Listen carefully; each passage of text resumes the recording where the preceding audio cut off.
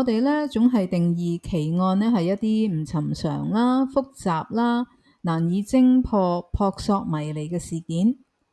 咁治病咧都係性命攸關嘅喎，都會有各種各樣嘅奇案同古仔嘅喎。嗱，一啲發生喺我身邊嘅真人真事啦、個案啦，令到我近距離咁了解咗好多深層嘅問題，亦都幫助我日後點樣管理自己嘅健康。喺需要做判斷嘅時候咧，就冇咁容易被忽悠啦。今日第一個故事咧，就係發生喺我自己身上嘅，而且同大家好熟悉嘅一種食材有關，亦都同大家普遍會經歷嘅痛症有關。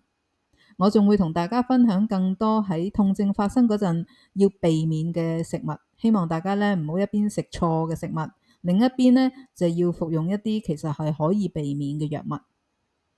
話說有一次咧，我患咗三叉神經炎，呢種痛症咧就食飯啊、刷牙啊，甚至乎吹風咧都會痛嘅。咁於是乎咧，我就去睇中醫啦。點解我唔係去睇西醫呢？始終佢係我哋醫療體制嘅主導。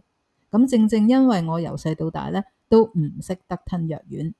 而且咧喺我治療長期病患嘅時候，我學習到亦都了解到咧，西醫好多時都係派止痛藥啦、消炎藥啦，而呢啲藥嘅藥理基本上都係雙脾胃嘅。咁我知道我嘅體質係應付唔到嘅，就係咁連續飲咗2劑中藥咧，我已經好返。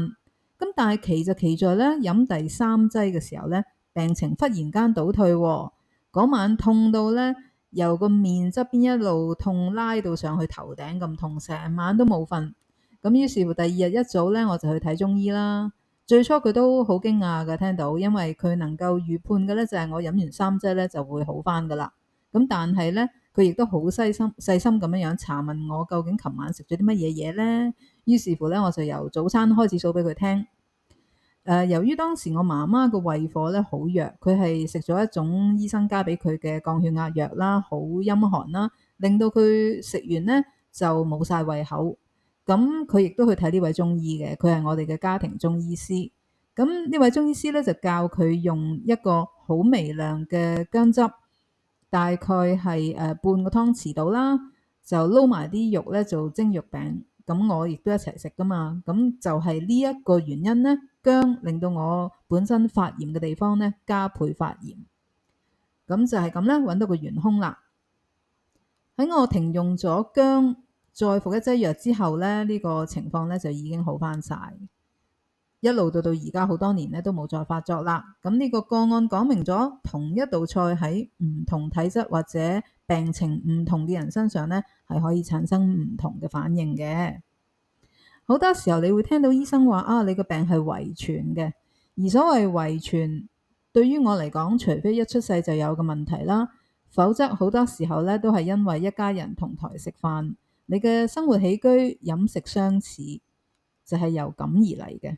如果你冇從細節之中查找原因呢，好容易咧就係盲目食藥，而且咧解決唔到根源同問題。